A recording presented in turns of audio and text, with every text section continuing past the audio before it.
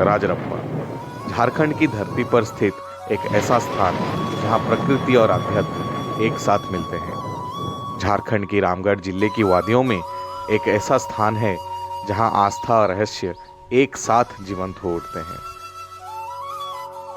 यहाँ मिलन होती है दो नदियों की, भैरवी और दामोदर, और इन दोनों के संगम को कहा जाता है दिव्य मिलन, जहाँ जल नहीं ऊर्जा भी बहती है।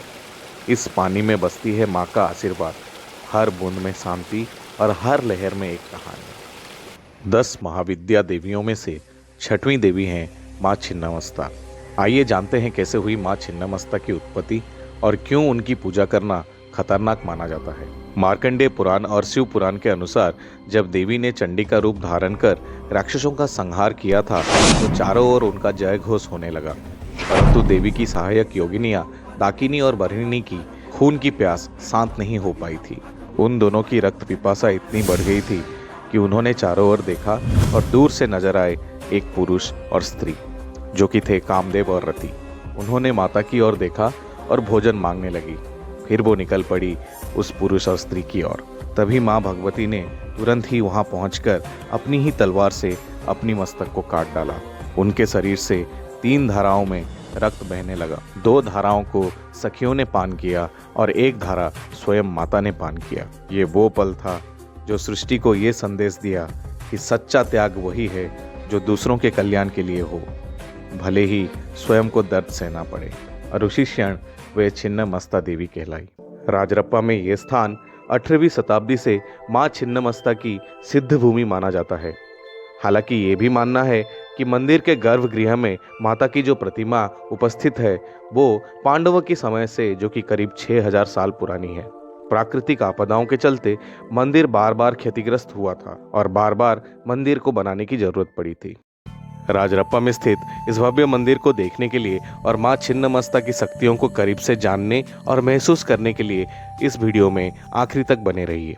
हमारी रांची सफर के तीसरे अध्याय में बाइक की सवारी करते हुए रिंग रोड से होते हुए हम लोग निकल पड़े थे रामगढ़ की ओर। रास्ते में जाते समय बारिश की बूंदाबांदी हो रही थी और हम बढ़ रहे थे माता रानी की ओर। खूबसूरत वादियों और जंगलों के बीच से होते हुए हम पहुंचने ही वाले थे रामगढ़ जिले में स्थित राजरप्पा की ओर। आखिरकार हम पहुंच ही गए थे उस भव्य मंदिर के पास।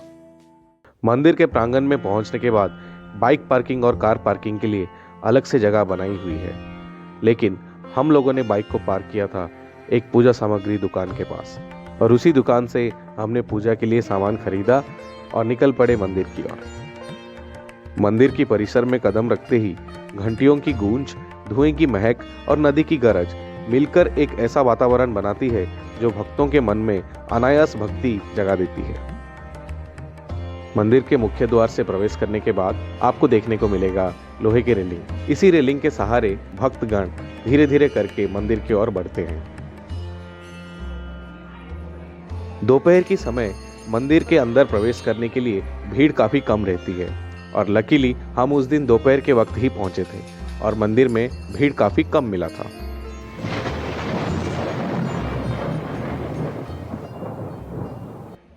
तंत्र साधकों के लिए यह स्थान हमेशा महत्वपूर्ण रहा है। कहते हैं यहाँ की ऊर्जा साधना को पूर्णता देती है।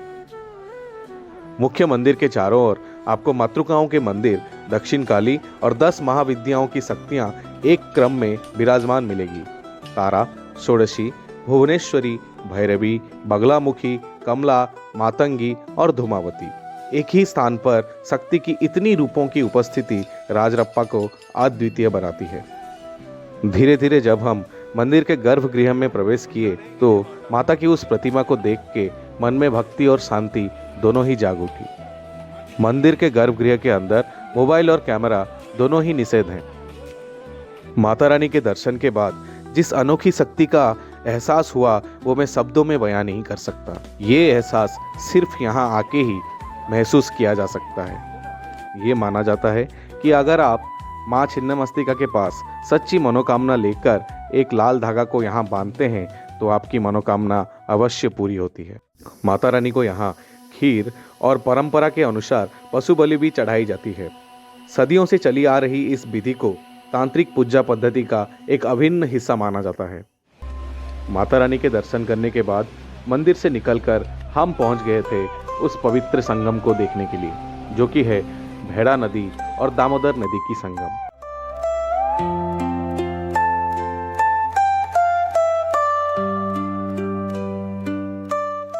राजरप्पा में स्थित ये संगम की एक और अनोखी विशेषता है।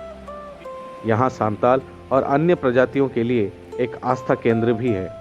उनकी लोक कथाओं में इस स्थान को कहते हैं थेल कोपी घाट। वे यहाँ पे अपने प्रियजनों की अस्थियों का विसर्जन करते हैं।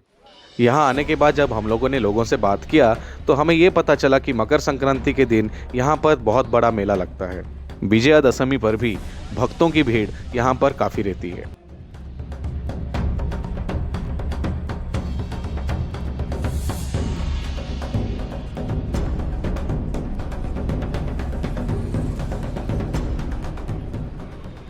धार्मिक महत्व के साथ साथ राजरप्पा प्रकृति प्रेमियों का मनपसंद स्थल भी है।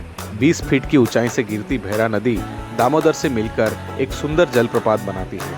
नदी के किनारे मौजूद चट्टानों के अद्भुत आकार, बोटिंग और जंगल की हरियाली इस स्थान को और रहस्यमयी और आनंदमयी बनाती है। हम बारिश के समय आए थे तो यहाँ पे बोटिंग बंद थी क्योंकि नदी में प्रवाह काफी ज्यादा था। राजरप्पा सिर्फ एक मंदिर नहीं, यह वह स्थान है जहाँ धर्म, तंत्र, प्रकृति और आस्था सभी का संगम होता है। यहाँ आकर हर भक्त कहता है, माँ छिन्ना मस्तिका, मेरी मनोकामना पूर्ण करो, मुझे शक्ति दो, साहस दो और मार्ग दिखाओ।